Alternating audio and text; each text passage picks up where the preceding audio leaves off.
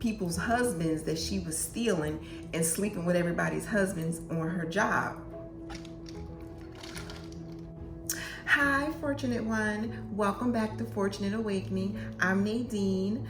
I survived 20 years in the JW organization. I overcame depression, sadness, just feeling lost. I am now, thank God, a successful wife, a happy mom, and a nurse. So if you're looking for a little encouragement on your journey, subscribe because you're in the right place.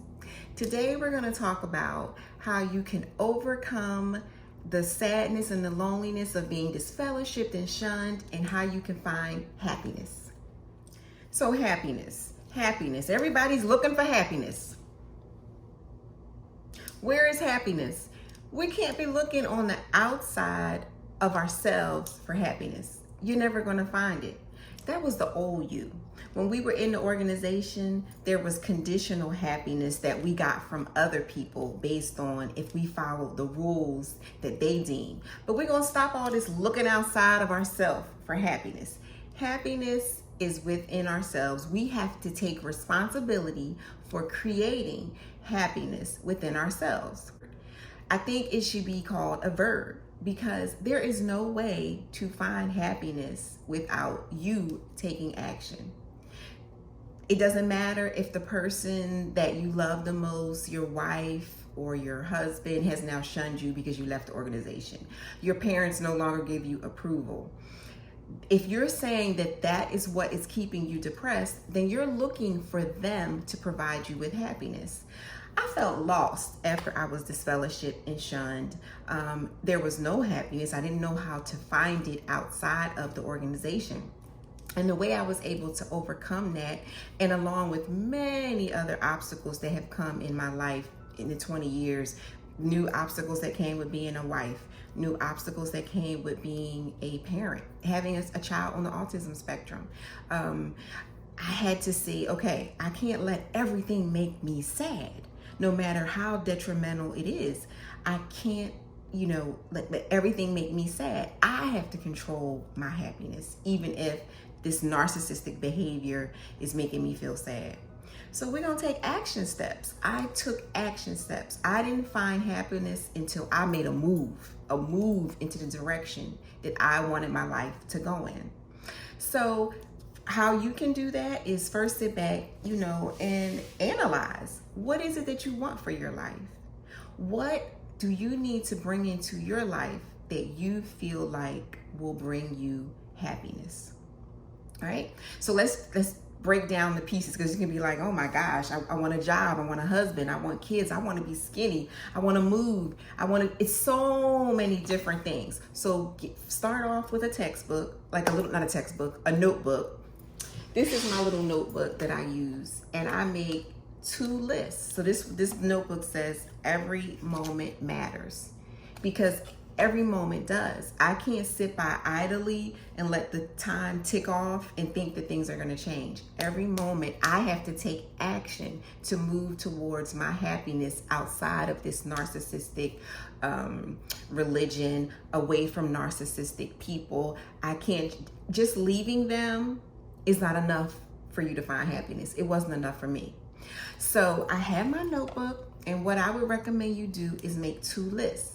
One list that will contain accomplishments, things that you're happy about, things that you're proud of yourself for.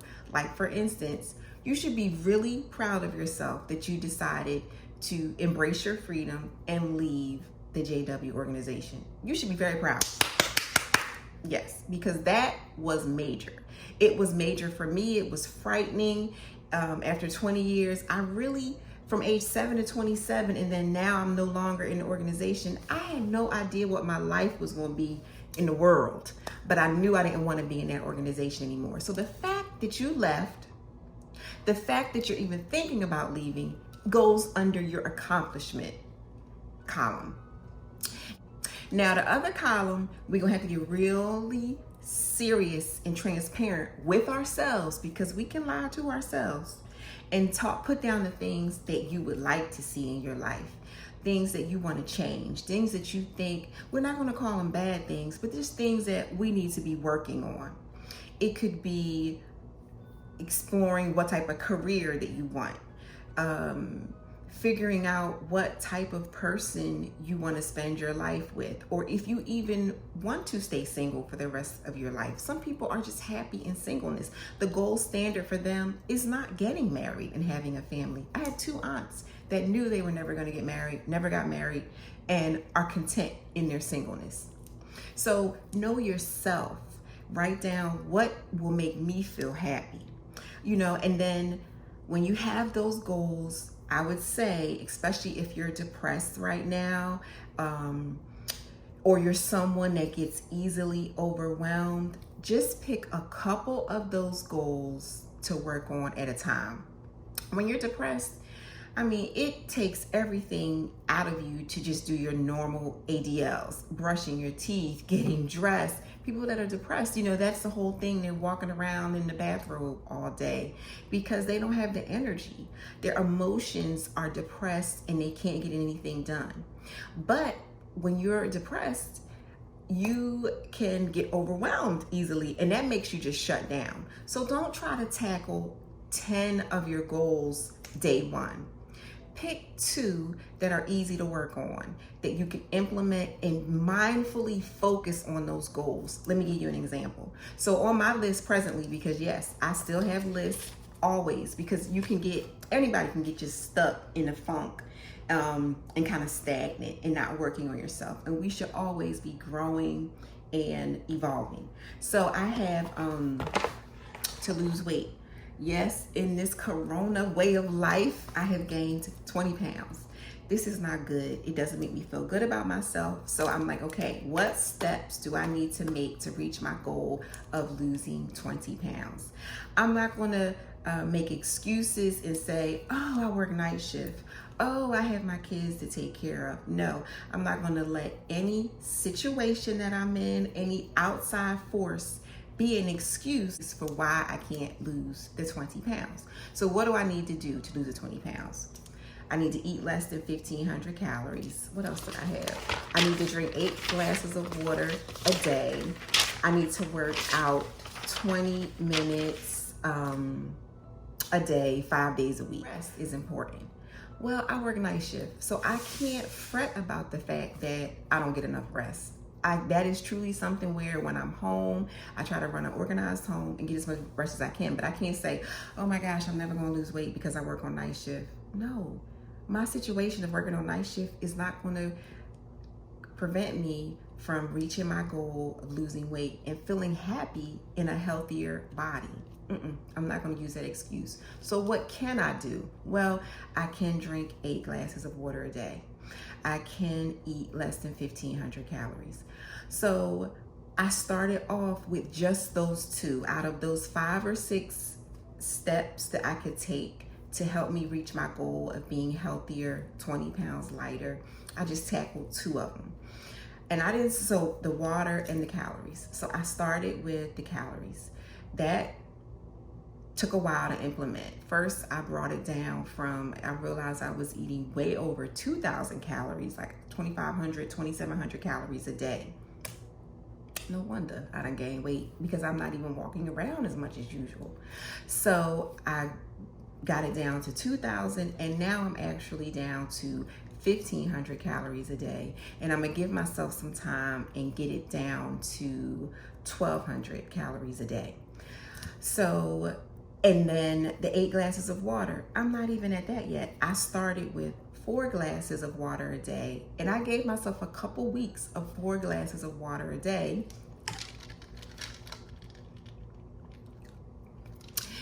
And now I'm at 6 glasses of water a day. My goal is by my birthday, coming up in November, I'll be at the 8 glasses of water a day. So just with the water, I'm up to 6 glasses of water a day. I'm at 1,500 calories a day, and I have lost 6 pounds. I haven't even implemented the working out 20 minutes, 5 days a week, and I still work night shift. So I just took small steps so that I would not be overwhelmed. I am somebody that is not depressed anymore, thank God. You know, we all have emotional fluctuations up and down, but it's not my constant state. When I was initially disfellowshipped, or when other obstacles came up in my life, I would be down for a week, two. And that's so non-productive, and it's not helping. It's like it's a whole cycle that I would go through instead of being active. Like I said, happiness, we can't just sit back and expect for it to happen, for it to come to us. We have to take action and pursue our own happiness. So I'm gonna keep going forward. I still have 15 pounds to lose. I lost that 5 pounds in 2 weeks with not even exercising. And I'm gonna leave that one for last, the goal of exercising for last, because I know based on my history, that is a challenge for me. So I've joined gyms over and over again. I didn't go to the gym. Did you? You know, my money was just wasted because I didn't go. There's just something about being in the gym with strange, sweaty people and all my jiggly parts jiggling that just doesn't appeal to me. For the strangers to see me, that's like a vulnerable position. So I never enjoyed it. I kept trying to make myself go because it is good for you. It is great, but that doesn't work for me. So I am setting myself up for happiness and success by working on each goal a little at a time, breaking it down into small chunks, and then getting success that way instead of trying to just jump head in. I'm going to change 5 things. It's not going to happen. So but suppose, let me give you another example because you might not want to lose weight. Like suppose you're disfellowshipped and you're like, okay, I would like to make more friends. That was something I had to work on because once I was disfellowshipped, these people I had known the Jehovah's Witnesses from age 7 to 27. I really didn't make a lot of friends outside of the organization. So now I was like, okay, how do I make friends? I made a couple friends on the job, wonderful friends, but I wanted more. I'm an only child. I wanted to have more friends. So I started a book club. I like to read. So I only had 3 people that I invited to the book club. One didn't come. Because she was like, girl, she already was married and had kids. She was like, I don't have time to be coming to sit out with y'all. So how I designed the book club was we will read a book once a month and then we will choose a restaurant to go and eat and discuss the book. It was awesome. So what I told the other 2 ladies that came was, please feel free to invite a friend of yours that might want to come to the book club. So all of this was me working on my goal of happiness, that I wanted to have more friends. So they would invite a friend, and then maybe one of the friends would say, oh, I want to join the book club. And then that member would invite a friend. By the time, I would say it took about 3 months, we would regularly have 8 to 10 people coming every month to my book club. So what that did for me was allowed me to connect with, oh, she brought a friend, let me get her number and get to know her. It seems like we kind of connected over dinner, and then this was a way of me seeing if this person was going to be my long-term friend, and it was wonderful. So that's a way that I had to actively pursue my goal of making new friends outside of the JW organization, which led to my happiness. And I mean, it's long lasting. That book club has ceased to exist probably about 15 years ago, and I still have friends that I would have never met. One friend that I met, one of the girls got pregnant in the book club, and I offered to her, oh, if your family is throwing you a bridal shower, I would like to help with planning and paying for your bridal shower, because she had a small family and she did not have any sisters. So I wanted to help. She said, oh, well, my mom is not throwing my bridal shower. My friend from my job is throwing my bridal shower. I was like, really? I said, okay, give her my number. I will help her throw the bridal shower. It turns out me and that girl connect so much in planning the bridal shower. She and I are still friends to this day. And the girl we threw the bridal shower for, neither one of us talked to her except maybe once or twice a year. So it was like I had to put the work in to be a friend. And I have to say, when I was a Jehovah's Witness, I really didn't have to work at being a friend, because first of all, it was like, oh, we're here, we're all Jehovah's Witnesses, we're friends. We're brothers and sisters. We're going to be together for eternity on the earth. So I really didn't put forth a lot of effort at making new relationships and maintaining friendships, because it wasn't required in the Jehovah's Witness organization. It was just kind of like, oh, this is my congregation, we're all together. And then I see that that wasn't true friendship, because when I was this fellowship, poof, all those friends just didn't care anymore. But the friendships that I learned to build in the world, that the world taught me to build, they have been lasting friendships. Now, there were a couple duds too. You got to be careful. There was one girl that brought her friend to the book club, and she really wasn't interested in being in the book club. And all she talked about was all these people's husbands that she was stealing and sleeping with everybody's husbands on her job.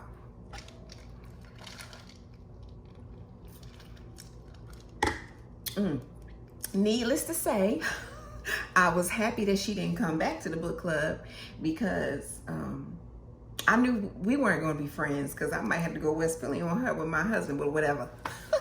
So you take the good, when you put your efforts out there, when you put yourself out there to meet people, it's not going to be all roses. It's going to be some really good people that you meet that will be worth your effort. And then there's going to be some new narcissists that you got to be like, okay, this doesn't feel good. Let me set up a boundary. I'm not going to take this any further. But you can't meet new people if you don't put yourself out there. So that's another goal, like another way to show how you can take action to meet your goals, to better yourself, to say hello to happiness. So don't just sit back saying, I'm all alone, these narcissists have treated me so poorly, now I'm depressed. No, happiness is an action word. Take action and say hello to happiness. Until next time, fortunate ones, bye.